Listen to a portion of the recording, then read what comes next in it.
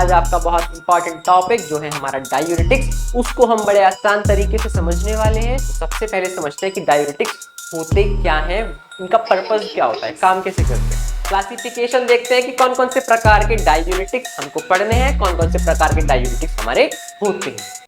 Hello students, welcome back to pharmacy India plus. तो हम study कर रहे हैं आपका pharmacology second B pharm 5th semester के अंदर, जिसमें हम आपका यूनिट सेकंड को स्टडी कर रहे हैं। और आज आपका बहुत इंपॉर्टेंट टॉपिक जो है हमारा डायूरेटिक्स, उसको हम बड़े आसान तरीके से समझने वाले हैं। तो आज की क्लास बड़ी इंटरेस्टिंग रहने वाली है, क्योंकि इसके अंदर हम मोस्ट इंपॉर्टेंट टॉपिक डायूरेटिक्स को स्टडी करने वाले हैं। तो जुड़े रहिएगा एंड तक वीडियो के, क्योंकि इस वीडियो से मैं आपको एश्योर करता हूँ कि डायूरेटिक्स आपको हमेशा याद रहने वाला है और इससे आसान एक्सप्लेनेशन आपको कहीं मिलने वाली भी नहीं है। तो चलिए स्टार्ट करते हैं अपना टॉपिक डायूरेटिक्स। तो सबसे पहले समझते हैं कि डायूरेटिक्स होते क्या हैं, इनका पर्पस क्या होता है, काम कैसे करते हैं। तो सबसे पहले हमारे डायूरेटिक्स क्या होते हैं, एक बात सिंपल सी समझनी है कि these are the drugs that increase the rate of urine formation. तो क्या करेंगे, यूरिन फॉर्मेशन के बनने को क्या कर देंगे, बढ़ा देंगे। दैट मींस इनको खाने के बाद क्या होगा, यूरिन ज्यादा आने वाला है।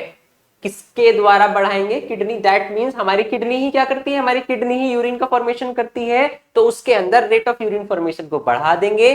क्या करेंगे, mainly promoting the excretion of water and electrolytes. तो कैसे बढ़ाएंगे यूरिन का कंपोजिशन, उसको क्या करेंगे, यूरिन के अंदर इलेक्ट्रोलाइट्स और वाटर का एक्सक्रीशन क्या कर देंगे, ज्यादा कर देंगे, कि बॉडी से इलेक्ट्रोलाइट और वाटर क्या हो, ज्यादा बाहर होते रहे, जिसकी वजह से क्या होगा, रेट ऑफ यूरिन फॉर्मेशन बढ़ जाएगा। कौन कौन से इलेक्ट्रोलाइट्स का एक्सक्रीशन ये करा सकते हैं, मेनली सोडियम एंड क्लोराइड का। कहां से कराएंगे, हमारी बॉडी से कराएंगे। दैट मींस डायूरेटिक्स सिंपली क्या है, डायूरेटिक्स हमारा रेट ऑफ यूरिन फॉर्मेशन को इंक्रीज कर देंगे किडनी के द्वारा। क्या करेंगे, हमारा वाटर और इलेक्ट्रोलाइट्स का एक्सक्रीशन बढ़ा देंगे। दैट मींस क्या करेंगे, सोडियम एंड क्लोराइड का एक्सक्रीशन बढ़ा देंगे वाटर के साथ साथ। तो अब क्या होगा, यूरिन ज्यादा आएगा। तो ये हमारा कौन करते हैं, डायूरेटिक्स करते हैं। इन सिंपल वर्ड्स क्या बोल सकते हैं, diuretics are pills that make you pass more urine. तो डायूरेटिक्स क्या है, वो पिल्स हैं जो क्या कर सकती हैं, जिसकी वजह से आपका यूरिन ज्यादा आ सकता है। तो डायूरेटिक्स को हम इस वजह से वाटर पिल्स भी बोलते हैं। आगे चलते हैं, इनका यूजेस देखते हैं, कहां कहां हम इस्तेमाल कर सकते हैं डायूरेटिक्स को।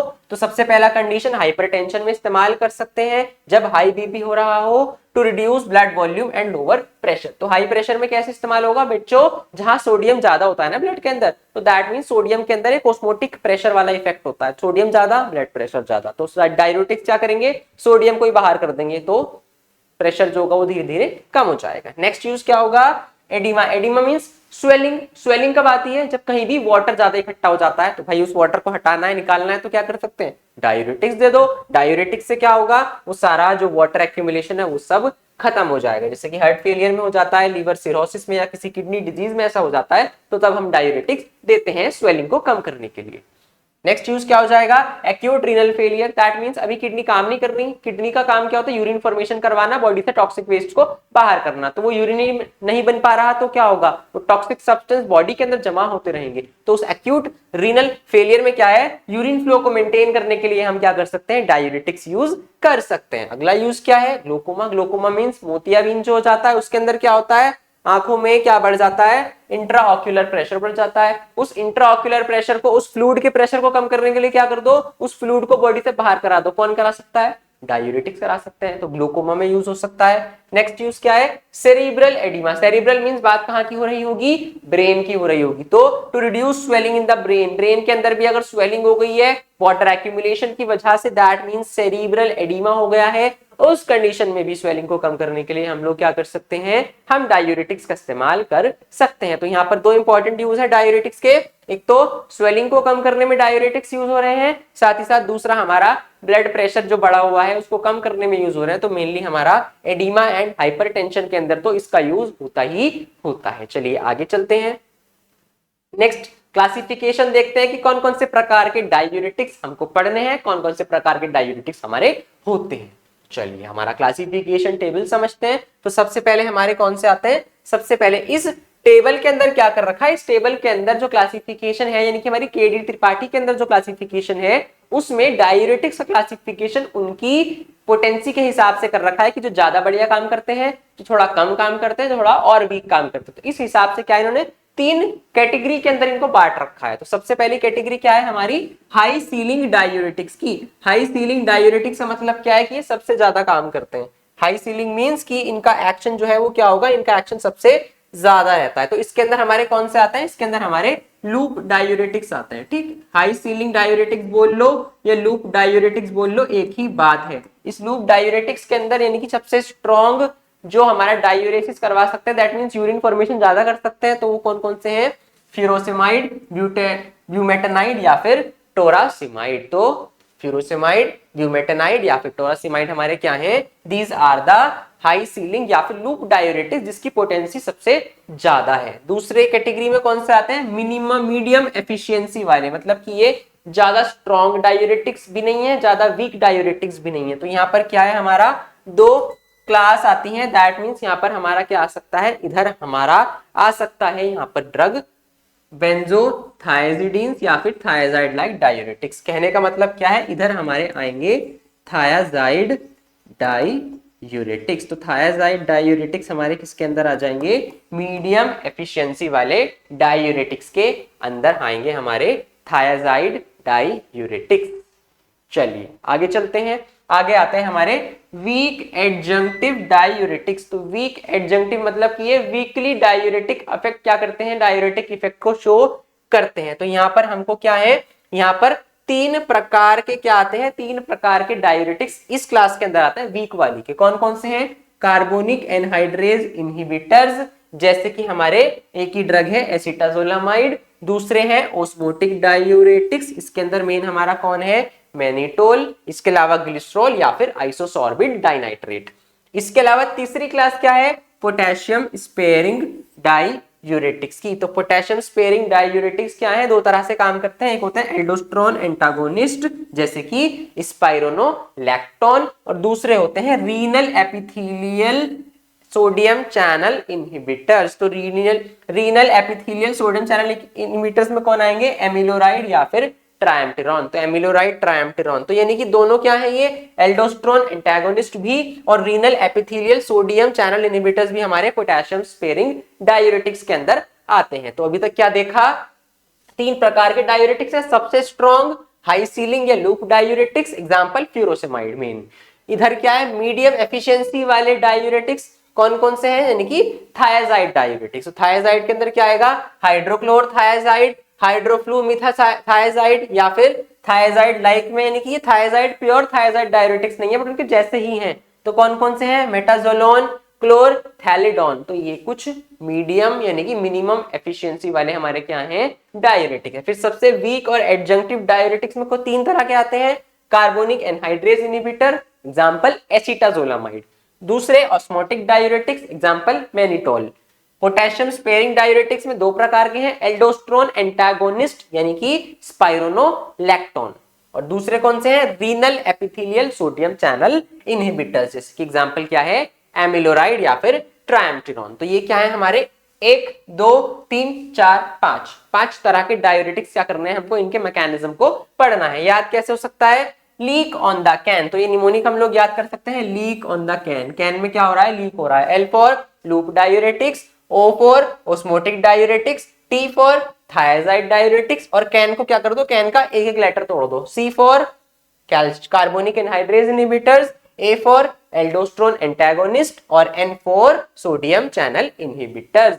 तो ये क्या करना है हमको, इसके बारे में अभी पांचों क्लास को क्या करना है, डिस्कस करना है। तो चलिए विदाउट एनी डिले हम लोग क्या करते हैं, आगे चलते हैं, डायूरेटिक्स के मैकेनिज्म को समझते हैं।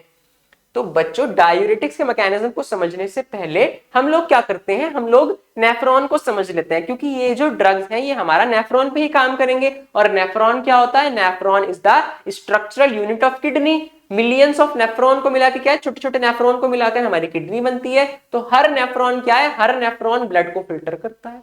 तो डायूरेटिक्स क्या करेंगे, डायूरेटिक्स नेफ्रॉन पे ही काम करते हैं। तो पहले जरा थोड़ा सा नेफ्रॉन को समझ लेते हैं ताकि आने वाले जो आगे सारी क्लासेस के मैकेनिज्म है वो हमें चुटकी में समझ आ जाए। तो सबसे पहले क्या होता है, सबसे पहले जो हमारा ब्लड होता है वो क्या होता है, ग्लोमेरुलस के अंदर आता है।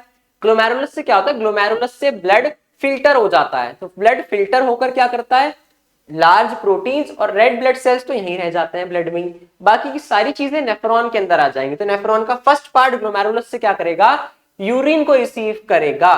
तो यहां पर क्या होगा, ब्लड फिल्टर होकर बोमेन्स कैप्सूल के अंदर आ जाएगा। इस बोमेन्स कैप्सूल के अंदर जो चीजें आई हैं उसके अंदर क्या है, उसके अंदर ब्लड का सारी चीजें, ग्लूकोज है, सारे इलेक्ट्रोलाइट्स हैं, वाटर भी इसके अंदर है और कुछ स्मॉल सेल्स भी इसके अंदर है। लेकिन लार्जर सेल्स जैसे कि व्हाइट ब्लड सेल्स और आरबीसीज क्या हो गई, और लार्जर प्रोटीन्स इधर ही रह जाते हैं, वो फिल्टर नहीं होते। इसके बाद क्या होगा, बोमेन्स कैप्सूल से क्या होगा, नेक्स्ट यूरिन कहां जाएगा हमारा, पीसीटी प्रॉक्सिमल कॉन्वोल्यूटेड टिब्यूल के अंदर। उसके बाद क्या है, हमारी लूप ऑफ हेनली में आता है। तो लूप ऑफ हेनली क्या होती है, hairpin shaped, U shaped होती है। तो उसके दो लिम्ब होते हैं। तो पीसीटी से क्या होगा, पहले डिसेंडिंग लिम्ब के अंदर आएगा यूरिन, उसके बाद कहां आएगा, फिर असेंडिंग लिम्ब के अंदर आएगा।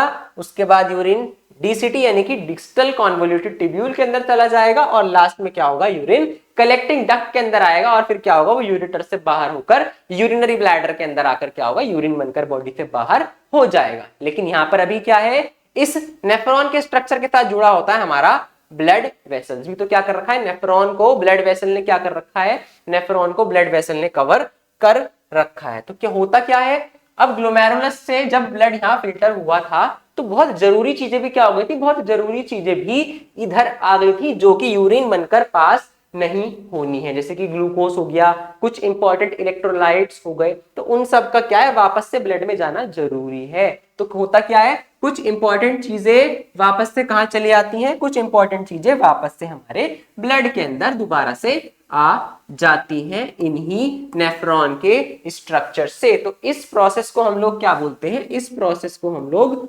रीएब्जॉर्प्शन बोलते हैं। तो क्या बोलते हैं इसको, रीएब्जॉर्प्शन बोलते हैं। जब क्या होगा, जब दोबारा से ब्लड क्या करेगा, दोबारा से इन जरूरी चीजों को वापस से अपने अंदर रीएब्जॉर्ब कर लेगा। तो इससे इसका फायदा क्या है कि जो जरूरी चीजें थी वो यूरिन से पास नहीं होंगी, वो क्या होंगी, वापस से मेरे ब्लड के अंदर आ जाएंगी। तो यहां पर क्या होता है, यहां पर कुछ इंपॉर्टेंट इलेक्ट्रोलाइट्स भी रीएब्जॉर्ब होते हैं, जैसे कि सोडियम, क्लोराइड, पोटेशियम, कैल्शियम। तो इतनी सारी चीजें क्या होती हैं, एक्सक्रीट आउट होती हैं। लेकिन बच्चों अगर मेरे को क्या करना है, मेरे को ज्यादा यूरिन फॉर्मेशन करवाना है, तो यूरिन फॉर्मेशन कब होगा, एक इंपॉर्टेंट कॉन्सेप्ट बता रहा हूं, इसको हमेशा याद रखना।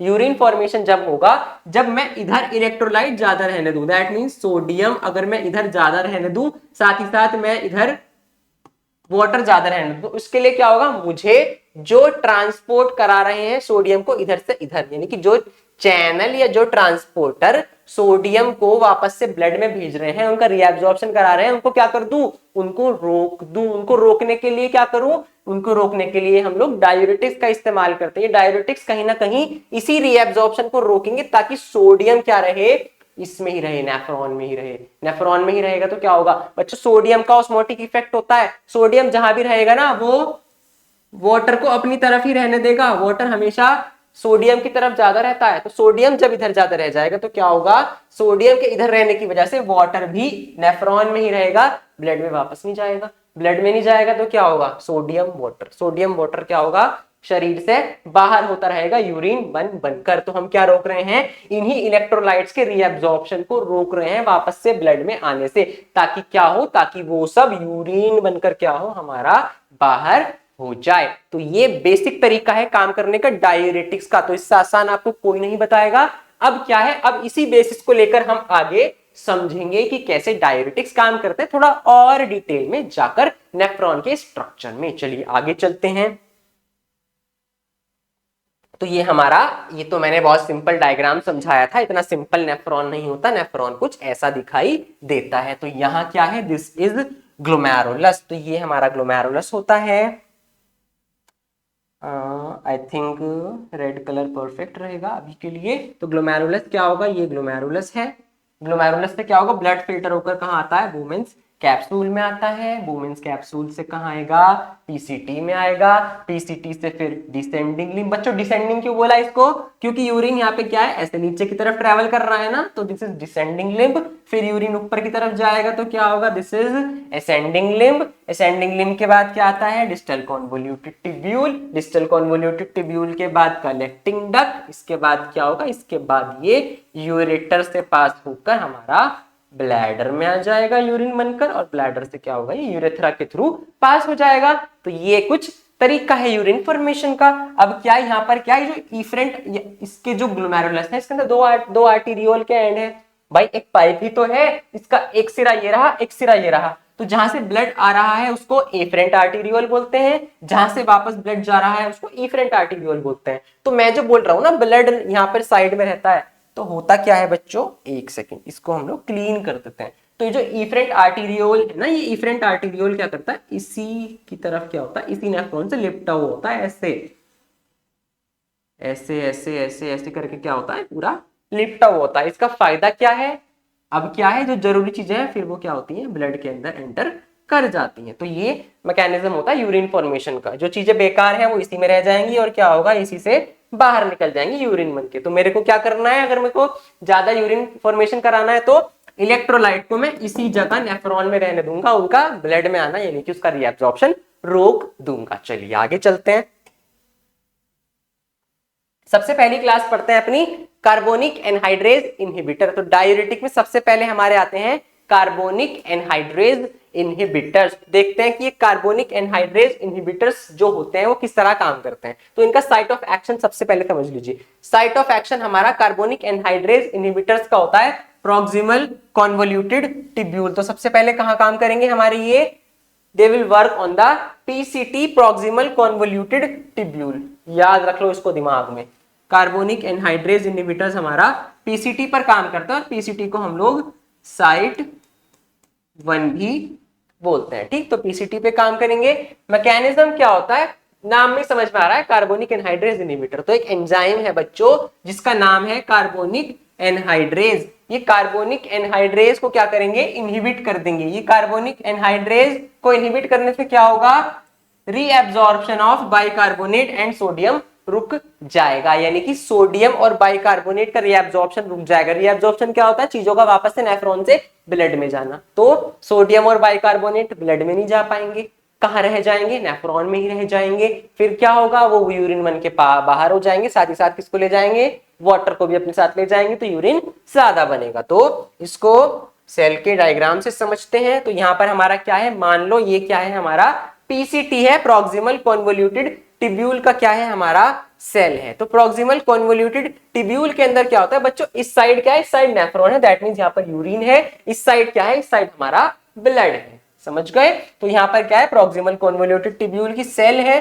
तो यहाँ पर पाया जाता है कार्बोनिक एनहाइड्रेज एंजाइम। तो कार्बोनिक एनहाइड्रेज एंजाइम क्या है, इस साइड पाया जा रहा है, यूरिन के तरफ भी और हमारा पीसीटी प्रॉक्सिमल कॉन्वोल्यूटेड टिब्यूल की सेल के अंदर भी। तो ये कार्बोनिक एनहाइड्रेज क्या करता है, कार्बोनिक एनहाइड्रेज हमारा ये जो कार्बोनिक एसिड होता है ना H2CO3, तो H2CO3 को क्या करता है, H2CO3 को डिसोसिएट करता है, किसमें, H+ और बाइकार्बोनेट के अंदर। तो H+ और बाइकार्बोनेट के अंदर क्या करता है, इसको डिसोसिएट करता है। सिमिलरली यहां भी ये काम करेगा, H2CO3 बाइकार्बोनेट को क्या करेगा, H2O और CO2 में क्या कर देगा, कन्वर्ट कर देगा। दैट मींस कर क्या रहा है, ये हमारा bicarbonate carbonic anhydrase carbonic acid H2CO3 को डिसोसिएट करवा रहा है। अब क्या होगा, ये H+ और बाइकार्बोनेट में टूट गया।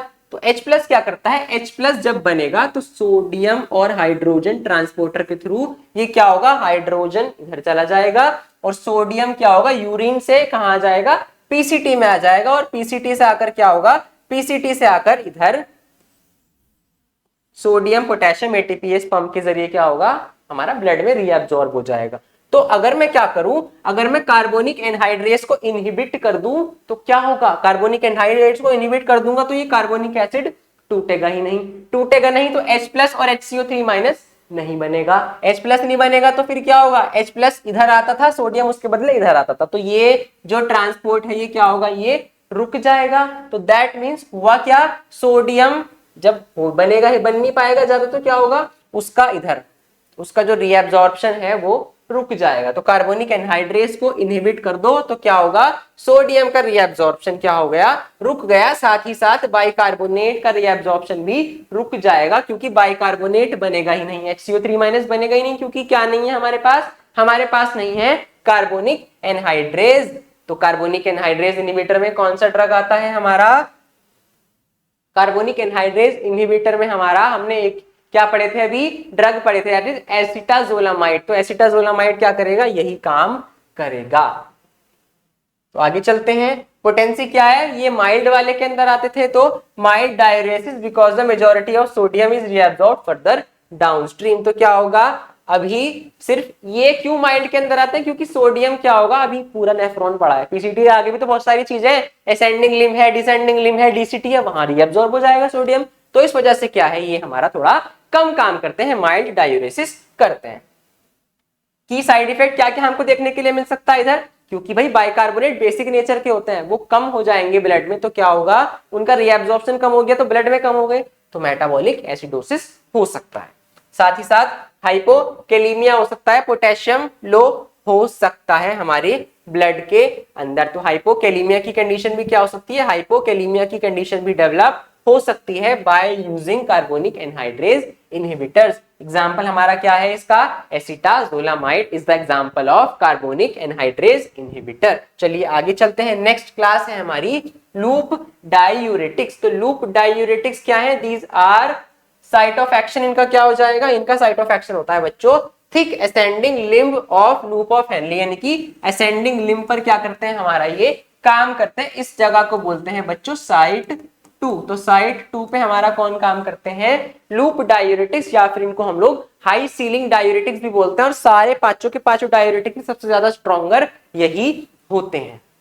इन ये करते क्या है, they inhibit the sodium potassium 2 chloride co transporter. तो NKCCC2 को क्या करते हैं, इसको ब्लॉक करते हैं, इनहिबिट करते हैं, blocking the reabsorption of 3 ions. तो तीनों के तीनों आयंस का रीअब्जॉर्प्शन रोक देंगे, ना सोडियम ब्लड में आ पाएगा, ना पोटेशियम ब्लड में आ पाएगा, ना क्लोराइड ब्लड में आ पाएगा, सारे के सारे नेफ्रॉन में रह जाएंगे और यूरिन के साथ क्या होंगे, बाहर हो जाएंगे। तो ये क्या है इनका मैकेनिज्म, लूप डायूरेटिक्स हमारे क्या कर रहे हैं, सोडियम पोटेशियम क्लोराइड को क्या कर रहे हैं, ये कर रहे हैं हमारा ब्लॉक, इनहिबिट कर रहे हैं इनके ट्रांसपोर्ट को। तो देखते हैं मैकेनिज्म। तो मान लीजिए बच्चों ये हमारा क्या है, दिस इज हमारा लूप ऑफ हेनली का सेल है नेफ्रॉन के अंदर। यहां पर एक बड़ा मशहूर को ट्रांसपोर्टर पाया जाता है जिसको हम लोग क्या बोलते हैं, sodium potassium 2 chloride co transporter. ये क्या करता है, तीनों के तीनों आयंस को क्या करता है, इधर भेजता है,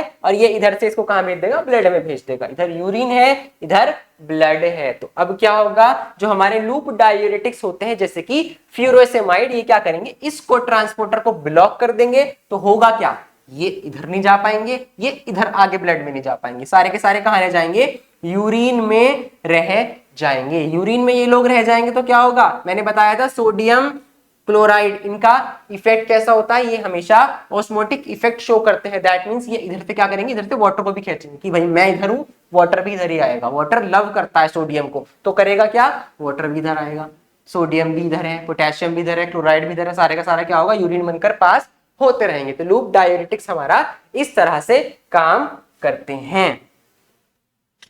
चलो आगे चलते हैं, पोटेंसी क्या है, these are the most potent diuretics, सबसे ज्यादा पोटेंट है ये, बिकॉज ये ब्लॉक करते हैं large portion 25% of sodium reabsorption. Sodium के 25% रीअब्जॉर्प्शन को रोक देते हैं। तो दैट मींस 25% सोडियम इधर से ही रीअब्जॉर्ब होता है, तो उसको ब्लॉक कर देते हैं। They also cause the loss of calcium and magnesium. तो कैल्शियम और मैग्नीशियम का लॉस भी ये करवाते हैं। तो कैल्शियम और मैग्नीशियम का लॉस कैसे करवाएंगे, क्योंकि पोटेशियम क्या होगा, पोटेशियम का यहाँ पर एक पंप भी पाया जाता है। तो लूप डायूरेटिक्स क्या करते हैं, लूप डायूरेटिक्स हमारा पोटेशियम को, फिर जो यहाँ कुछ पोटेशियम है तो ये पंप क्या करेगा, इधर भेजता रहेगा। पोटेशियम इधर आता है तो क्या होता है, मैग्नीशियम और कैल्शियम हमारे क्या होते हैं, उधर जाते हैं। तो जब ये सब ब्लॉक हो जाएगा तो क्या होगा, मैग्नीशियम और कैल्शियम इधर नहीं जा पाएंगे। इधर क्या होगा, इधर से हमारा मैग्नीशियम और कैल्शियम का भी लॉस होना स्टार्ट हो जाएगा। की साइड इफेक्ट्स क्या होते हैं, एक्यूट हाइपोवोलेमिया हो सकता है, क्योंकि भाई स्ट्रॉन्ग है, शरीर से ज्यादा फ्लूइड बाहर निकाल सकते हैं, तो एक्यूट हाइपोवोलेमिया यहाँ पर कॉज हो सकता है। Autotoxicity, that means hearing damage, सुनने में डैमेज हो सकता है। एज द को transporter is also founded in the inner ear. तो ये को ट्रांसपोर्टर हमारा अंदर वाले कान के अंदर इनर ईयर में पाया जाता है, तो वहां के को भी क्या कर देगा, ब्लॉक कर देगा। तो उधर भी क्या होगा, फिर हमें ऑटोटॉक्सिसिटी कॉज हो सकती है। एंड हाइपर यूरिसीमिया कॉज हो सकता है, दैट मींस हमारे ब्लड के अंदर यूरिक एसिड ज्यादा हो सकता है इनके यूज से। दैट मीन जो गाउट की कंडीशन है, गठिया की कंडीशन है, वो क्या हो जाएगी और वर्स हो जाएगी। तो ये हमारे क्या थे, लूप डायूरेटिक। बच्चों इसके अंदर एक ड्रग आता है फ्यूरोसेमाइड, एग्जाम में पूछ लिया जाता है, तो उसका क्विक रिकैप ले लेते हैं कि वो होता क्या है। एग्जाम्पल तो फ्यूरोसेमाइड और ब्यूमेटानाइड है ही इसके। फ्यूरोसेमाइड को पढ़ते हैं कि व्हाट इज फ्यूरोसेमाइड। तो फ्यूरोसेमाइड हमारा लूप डायूरेटिक्स, हाइसिलिक डायूरेटिक्स की क्लास के अंदर आता है। Thick ascending limb loop of Henley पे काम करता है, दैट मींस साइड 2 पे काम करता है, स्ट्रॉन्ग डायूरेसिस शो करता है। मैकेनिज्म ऑफ एक्शन क्या होगा, सिमिलर जो भी हमने पढ़ा है, sodium potassium 2 chloride co transporter को रोकते का कहां पर, ascending limb of loop of Henley के अंदर। इससे क्या होगा, रीएब्जॉर्प्शन रुक जाएगा, किस किस का, सोडियम पोटेशियम क्लोरीन का। इसकी वजह से क्या होगा, एक्सक्रीशन बढ़ जाएगा उनका, क्योंकि अब क्या होगा, वो ब्लड में तो गए नहीं, ब्लड में नहीं गए तो क्या होगा, बाहर होंगे शरीर से यूरिन के साथ। तो क्या होगा, सोडियम पोटेशियम क्लोराइड साथ ही साथ कैल्शियम और मैग्नीशियम और वाटर क्या होंगे, बाहर होने लग जाएंगे। क्यों इसको स्ट्रॉन्ग बोला जाता है, क्योंकि ये 25% रीअब्जॉर्प्शन रोक देते हैं, किसका, सोडियम का।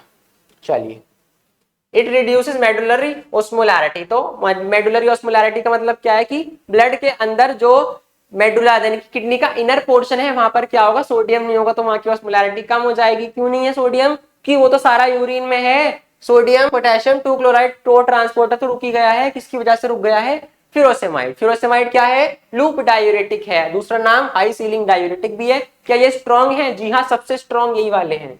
Thus decreasing water reabsorption and increasing urine output। तो इससे क्या होगा, osmolarity नहीं बचेगी, तो क्या होगा, सारा का सारा पानी कहां चला जाएगा, जहां सोडियम ज्यादा है। कहां सोडियम ज्यादा है, लूप ऑफ हेनली में ज्यादा है, यानी कि नेफ्रॉन में ज्यादा है, तो ब्लड का वाटर भी उधर ही जाएगा। तो क्या होगा भाई, सारा यूरिन जो है ज्यादा ज्यादा बनता चला जाएगा और पास होता चला जाएगा। थेराप्यूटिक यूज कहां कर सकते हैं इसको, एडिमा के अंदर यानी कि स्वेलिंग के अंदर को यूज कर सकते हैं, हाई बीपी में यूज कर सकते हैं, इनको बढ़िया यूज होते हैं। Acute pulmonary oedema, that means lungs के ऊपर क्या है, वाटर भर गया है, तो वहां पर यूज कर सकते हैं। हाइपर कैल्सीमिया यानी कि इससे कैल्शियम का लॉस भी तो होता है बच्चों, तो जब बॉडी में कैल्शियम ज्यादा हो तो उसको निकालने के लिए हम लोग लूप डायूरेटिक्स यूज यानी कि फ्यूरोसेमाइड यूज कर सकते हैं। साथ ही साथ एडवर्स इफेक्ट क्या क्या देखने के लिए मिलेंगे, हाइपोकैलीमिया यानी कि जो देखो बच्चों, पोटेशियम का क्या हो रहा है, पोटेशियम का ट्रांसपोर्ट भी तो रुक रहा है, तो पोटेशियम भी बॉडी से बाहर हो रहा है, तो पोटेशियम की कमी हो सकती है, हाइपोकैलीमिया हो सकता है। साथ ही साथ हाइपोनेट्रीमिया, सोडियम का लॉस भी हो सकता है। साथ ही साथ हाइपोकैल्सीमिया, कैल्शियम का लॉस हो रहा है, तो कैल्शियम की कमी, हाइपोकैल्सीमिया हो सकता है। साथ ही साथ पानी की कमी हो रही है, और बीपी भी बहुत कम कर सकता है, हाइपोटेंशन और हमारा डिहाइड्रेशन कॉज हो सकता है। साथ ही साथ ये हियरिंग लॉस कर सकता है, ऑटो टॉक्सिसिटी कॉज कर सकता है, स्पेशली विद अगर इसको अमीनोग्लाइकोसाइड्स के साथ खाया जाए फ्यूरोसेमाइड को। चलिए नेक्स्ट क्लास की तरफ चलते हैं अपना। नेक्स्ट आते हैं बच्चों हमारे थायाजाइड डायूरेटिक्स। थायाजाइड डायूरेटिक्स कहां काम करते हैं, अर्ली डिस्टल कॉन्वोल्यूटेड टिब्यूल, यानी कि इसको हम क्या बोल सकते हैं, ये हमारे कहां पर काम करते हैं, डीसीटी डिस्टल कॉन्वोल्यूटेड टिब्यूल पर एक्ट करते हैं। इसको हम साइट 3 वाला बोलेंगे, ठीक, साइट 3 डायूरेटिक्स है हमारा, डीसीटी इज साइट 3। मैकेनिज्म समझते हैं, दे inhibit sodium chloride co transporter, ये क्या करते हैं, सोडियम क्लोराइड NaCl को ट्रांसपोर्टर को ब्लॉक करते हैं। दे ऑल्सो कॉज वेजोडाइलेशन, साथ ही साथ इनका क्या है, एक वेजोडाइलेशन इफेक्ट भी है, जिसकी वजह से क्या होगा, पेरिफेरल रेजिस्टेंस कम हो जाएगी। ब्लड प्रेशर के अंदर पढ़ा था हमने, पेरिफेरल रेजिस्टेंस कम होगी तो क्या होगा, ब्लड प्रेशर भी कम हो जाएगा, which help reduce blood pressure. Diagram से समझते हैं, तो इधर क्या है, फिर वही इधर यूरिन है, इधर ब्लड है, तो करेंगे क्या, इसके अंदर डीसीटी है, ये डिस्टल कॉन्वोल्यूटेड टिब्यूल, इसके अंदर सोडियम क्लोराइड को ट्रांसपोर्टर पाया जा रहा है। ये क्या करता है, सोडियम और क्लोराइड को यूरिन से ब्लड में भेजता है। हमको नहीं रुकवाना, हमको नहीं कराना इनको ब्लड में पास, तो क्या करेंगे हम लोग, इसको ब्लड में जाने से रोकेगा, तो सोडियम क्लोराइड को ट्रांसपोर्टर को रोक दो ना, ब्लॉक कर दो ना इसको। तो कौन ब्लॉक करता है इसको हमारा ब्लॉक करता है थायाजाइड डायूरेटिक्स। थायाजाइड डायूरेटिक्स क्या करेंगे, इस जगह को जाने से ब्लॉक कर देंगे, तो क्या होगा, सोडियम क्लोराइड हमारा इधर ही रह जाएगा। और डीसीटी के बाद क्या आती है, कलेक्टिंग डक्ट आती है, तो कलेक्टिंग डक्ट से क्या होगा, यूरिन से बाहर हो जाएंगे। तो इतना याद रख लो बस, thiazide diuretics sodium chloride co transporter को रोक देते हैं। पोटेंसी क्या है, वीक डायूरेसिस करते हैं, या फिर इसको इंटरमीडिएट बोल सकते हैं, comparable to loop diuretics. Loop diuretics के मुकाबले ये थोड़े से वीक है, लेकिन ऑस्मोटिक डायूरेटिक या फिर हमारा जो पोटेशियम स्पेयरिंग डायूरेटिक्स है उनसे तो स्ट्रॉन्ग है। चलो, यूनिक इफेक्ट क्या है, ये कैल्शियम रिटेंशन हाइपर कैल्सीमिया कर सकते हैं। तो कैल्शियम का रिटेंशन क्या है, कैल्शियम को ब्लड में रहने दे सकते हैं, तो इस वजह से क्या है, हाइपर कैल्सीमिया हो सकता है, which is the opposite of loop diuretics. तो ये किसका ऑपोजिट है, लूप डायूरेटिक्स का। तो बच्चों क्या हो रहा था उधर की कंडीशन में, लूप डायरेटिक्स खा रहे थे तो पोटेशियम का कैल्शियम का लॉस हो रहा था, और अगर थायजाइड डायरेटिक्स खाएंगे तो क्या होगा, कैल्शियम ज्यादा रहेगा बॉडी में। तो अगर मेरे को कैल्शियम का क्या कराना है, कैल्शियम का होम्योस्टेसिस मेंटेन कराना है, तो क्या करे भाई, लूप डायरेटिक्स के साथ थायजाइड भी खिला दो ना, तो कैल्शियम क्या होगा, कैल्शियम अब स्थिर लेवल पर रहेगा, क्योंकि उसको निकालने वाला भी खा रहे हैं बॉडी से और उसको बॉडी में रखने वाला भी खा रहे हैं, तो कैल्शियम का होम्योस्टेसिस मेंटेन हो सकता है। की साइड इफेक्ट्स क्या होंगे, हाइपोकैलेमिया हो सकता है भाई, पोटेशियम का लेवल कम हो सकता है शरीर में, हाइपर यूरिसीमिया हो सकता है, यूरिक एसिड जो कि गाउट की कंडीशन में ज्यादा है तो हाइपर यूरिसीमिया हो सकता है, ब्लड में यूरिक एसिड बढ़ सकता है, ब्लड शुगर बढ़ सकती है, हाइपर ग्लाइसीमिया हो सकता है, तो वर्सनिंग ग्लूकोज कंट्रोल, तो डायबिटीज के पेशेंट में थोड़ा सा दिक्कत हो जाएगी, और हाइपर लिपिडीमिया भी कॉज कर सकते हैं, लिपिड का लेवल बढ़ा सकते हैं शरीर के अंदर। एग्जाम्पल क्या होगा इसका, हाइड्रोक्लोरथायाजाइड होगा और क्लोरथैलीडोन होगा, तो क्लोरथायाजाइड भी इसका एक ड्रग होता है, तो हाइड्रोक्लोरथायाजाइड, क्लोरथायाजाइड और chlorthalidone, these are the drugs that comes under thiazide diuretics. चलिए नेक्स्ट क्लास की तरफ चलते हैं। नेक्स्ट क्लास है हमारी पोटेशियम स्पेयरिंग डायूरेटिक्स। तो पोटेशियम स्पेयरिंग डायूरेटिक्स कहाँ काम करते हैं, साइट 4 चौथी साइट पे, जिसको बोलते हैं कलेक्टिंग टिब्यूल। अब क्या है ये पोटेशियम स्पेयरिंग डायूरेटिक्स, नाम से समझ आ रहा होगा किससे रिलेटेड है, पोटेशियम से रिलेटेड है, तो देखते हैं इसका मैकेनिज्म कैसे होता है। तो these are the relatively weak diuretics, तो रिलेटिवली वीक है किस किस से, लूप से भी वीक है और डायूरेटिक्स जो हमारा थायजाइड डायूरेटिक्स है उससे भी वीक है।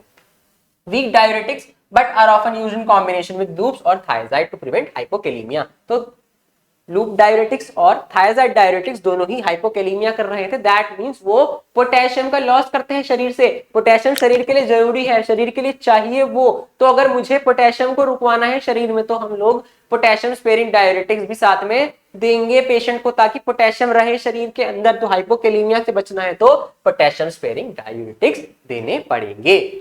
मैकेनिज्म देखते हैं, तो इसके मैकेनिज्म दो तरह से हैं, क्लासिफिकेशन में पढ़ा था, दो ग्रुप्स इसके अंदर आते हैं। पहले हैं सोडियम चैनल ब्लॉकर्स, ये क्या करते हैं, ब्लॉक द सोडियम चैनल दस रिड्यूसिंग सोडियम रीअब्सॉर्प्शन। तो सोडियम चैनल को रोक देंगे कहां पर, कलेक्टिंग टिब्यूल के अंदर, जिसकी वजह से क्या होगा, सोडियम रीअब्सॉर्प्शन और पोटेशियम सिक्रीशन रुक जाएगा। इसके अलावा एल्डोस्ट्रोन एंटागोनिस्ट, तो block the intercellular receptors for aldosterone. Aldosterone क्या होता है, एल्डोस्ट्रोन हमारा किडनी से रिलीज होने वाला है, क्या है, एक हार्मोन है। ये हार्मोन क्या करता है, सोडियम और वाटर का रिटेंशन करवाता है। एल्डोस्ट्रोन क्या करता है, एल्डोस्ट्रोन चाहता है शरीर में सोडियम वाटर दोनों रहे, रेनिन एंजियोटेंसिन सिस्टम में पढ़ रखा है हमने इसको।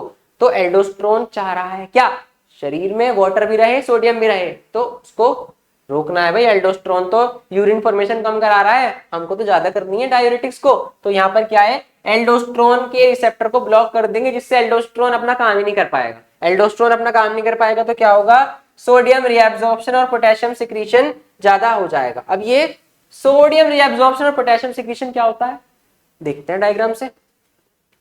फिर से वही कहानी, यूरिन ब्लड, यहाँ पर कौन से चैनल पाए जा रहे हैं, एक चैनल पाया जा रहा है जिसका नाम है इनैक। इनैक का मतलब क्या है, सोडियम चैनल, तो सोडियम चैनल है ये, इसको ब्लॉक कर दिया इनैक ब्लॉकर्स ने, यानी कि सोडियम चैनल ब्लॉकर्स ने। ये ब्लॉक हो गए तो क्या होगा, सोडियम ब्लड में नहीं आ पा रहा, यूरिन में ही है तो बाहर हो जाएगा, सिंपल सी कहानी है। दूसरे हैं एल्डोस्ट्रोन एंटागनिस्ट, तो एल्डोस्ट्रोन एंटागनिस्ट क्या करते हैं, एल्डोस्ट्रोन एंटागनिस्ट इस एल्डोस्ट्रोन के रिसेप्टर्स को ब्लॉक करेंगे। एल्डोस्ट्रोन के रिसेप्टर को ब्लॉक करने से क्या होगा, एल्डोस्ट्रोन क्या करता है, इसी सोडियम चैनल को के एक्सप्रेशन को ज्यादा करता है कि सोडियम भाई इधर आओ, ब्लड में मत रहो इधर आओ।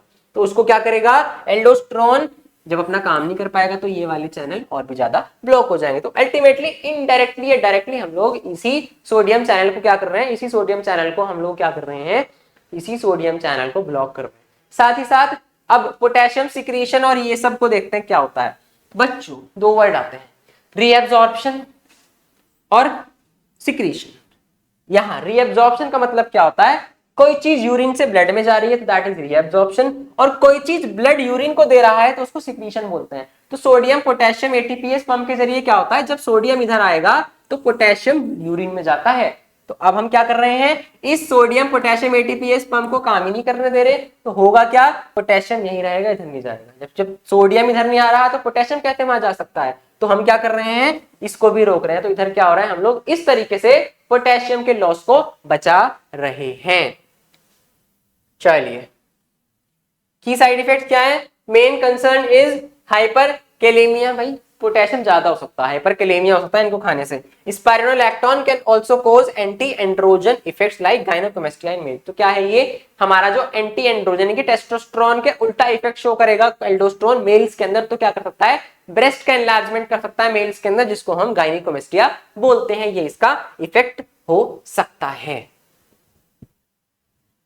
चलिए नेक्स्ट है हमारे last class osmotic diuretics. Osmotic diuretics कहाँ काम करते हैं, प्रॉक्सिमल ट्यूब्यूल और लूप ऑफ हेनली दोनों जगह काम करते हैं। लूप ऑफ हेनली में भी और पीसीटी के अंदर दोनों जगह ये हमारा ऑस्मोटिक डायूरेटिक्स वर्क करते हैं। मैकेनिज्म देखते हैं। These are highly water soluble substances that are filtered but minimally reabsorbed। तो कैसे सब्सटेंस है ये, बहुत ज्यादा वाटर सोल्यूबल है, बढ़िया से ब्लड क्या हो सकता है, ग्लोमेरुलस से बोमेंस कैप्सूल में फिल्टर हो सकते हैं, यानी कि नेफ्रॉन में आ सकते हैं, बट मिनिमली रीअब्सॉर्ब नहीं होंगे, ब्लड में वापस से नहीं जाएंगे, यूरिन में ही रहेंगे।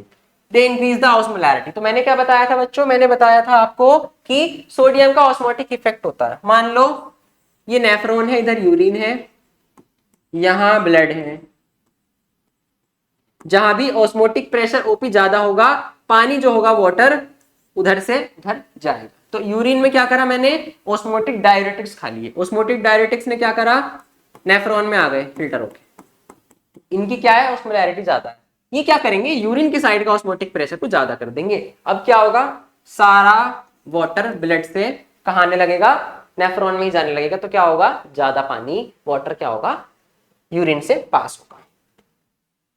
करेंगे क्या, ये हमारा proximal tubular loop of Henley के अंदर क्या करेंगे, वाटर सोल्यूबल है तो यहां रहेंगे। इधर क्या होगा, इधर ये क्या करेंगे, यूरिन के अंदर ऑस्मोटिक प्रेशर बढ़ाएंगे, जैसे कि मैनिटोल।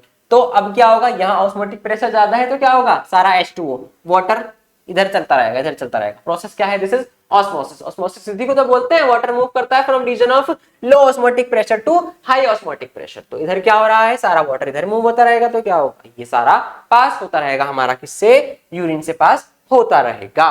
क्लिनिकल यूज क्या है, प्राइमरीली इंक्रीज वाटर एक्सक्रीशन। तो मेन काम क्या है, सिर्फ इनका वाटर का, एक्चुअली यहाँ पर कोई सोडियम क्लोराइड कुछ एक्सक्रीट नहीं करा रहे, सिर्फ वाटर एक्सक्रीट करा रहे हैं। तो प्राइमरली इनका काम क्या है, वाटर का एक्सक्रीशन कराना, making them ineffective for oedema caused by sodium retention. तो ये कौन से वाले एडिमा में बेकार है, जो स्वेलिंग सोडियम की वजह से शरीर में हो रही है, तो उस कंडीशन में इनको यूज नहीं कर सकते। क्यों, क्योंकि सोडियम को वहां बाहर करना है, सोडियम तो ये बाहर नहीं कर पा रहे। तो ऐसा एडिमा जो सोडियम के ज्यादा होने की वजह से शरीर में हो रहा है, तो उस स्वेलिंग में ये यूज नहीं हो सकते।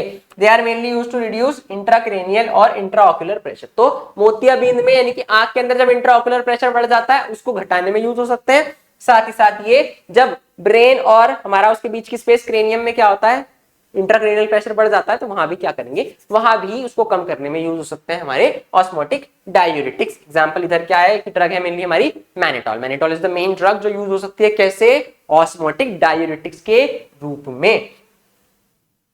तो ये थी हमारी आज की क्लास डायूरेटिक्स की। आई होप आपको पांचों डायूरेटिक्स हमारे समझ आ गए होंगे अच्छे से। तो अपना ये जो कॉन्सेप्ट है आज हमने क्लियर कर लिया है डायूरेटिक्स का। तो अगली क्लास में हम लोग अपना एंटी डायूरेटिक्स जो है उसको खत्म करेंगे। इसके साथ साथ हमारी यूनिट सेकंड भी क्या है, फार्माकोलॉजी की, खत्म हो जाएगी। तो चलिए मिलते हैं आपसे अगली वीडियो में। जुड़े रहिए फार्मेसी इंडिया प्लस के साथ, क्योंकि हर रात 9 बजे फार्माकोलॉजी का हर लेक्चर क्या है, अपलोड किया जाता है। तो पढ़ते रहिए हमारे साथ फार्माकोलॉजी, साथ साथ अपने कॉन्सेप्ट बिल्डअप करते हैं और बढ़िया स्कोर करते हैं इन आर सेमेस्टर एग्जाम्स। और अगर चैनल पर नए हो तो भाई जल्दी से सब्सक्राइब कर लो इस चैनल को, ताकि कोई इंपॉर्टेंट अपडेट आप मिस ना कर पाओ। साथ ही साथ हमारा टेलीग्राम और व्हाट्सएप चैनल भी ज्वाइन कर लेना फॉर पीडीएफ नोट्स। चलिए मिलते हैं अगली वीडियो में आपसे। Thank you so much.